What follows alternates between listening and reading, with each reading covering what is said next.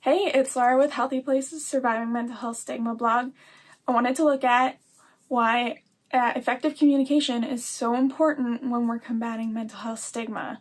And to do that, I wanted to look at the recent situation with Demi Lovato and the small froyo business to go over this topic and the impacts of ineffective communication. For those that aren't aware of this situation, what happened is singer Demi Lovato recently visited a frozen yogurt shop that she felt had food items that were playing into diet culture, and that negatively impacted her as someone that's recovering from an eating disorder and continuing to deal with those emotions. On the surface level, this seems like a normal sort of conversation to have in terms of stigma that could be happening towards eating disorders and the way that diet culture can negatively impact those that are struggling with eating disorders. But where it gets dicey is that Demi Lovato, instead of, just sharing with her followers that she had this experience, she took to her Instagram and tagged the frozen yogurt shop and used a hashtag diet culture vultures to describe how she felt about that experience and how that yogurt shop was positioning their food items for their customers. And so this whole negative situation, well, now it's a negative situation, and it has completely overshadowed any advocacy work that she may have been intending to do. Personally, I want to give her the benefit of the doubt and say that yes, she was well-intentioned with this and just wanting to have a conversation about how these frozen yogurt shops or any sort of food shops can negatively impact a customer base based on how they're presenting their food options to people. But like I said, because of how she approached the situation, it's now perceived very negatively.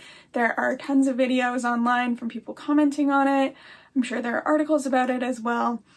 And instead of an effort of awareness, her posts are coming off as a malicious attack on that frozen yogurt business, which is not what we want at all. And this is why I think it's the perfect situation, however unfortunate it is, to have this conversation about why communication and going about it effectively or in a specific way is so important when we want to combat mental health stigma. We can have these conversations and do it in a positive way that, gets the conversation going instead of shutting it down because people perceive it as an attack. For instance, Demi Lovato could have just, like I said, shared on her Instagram saying, oh, I went to a frozen yogurt shop and, I saw this kind of labeling and it affected me in this way.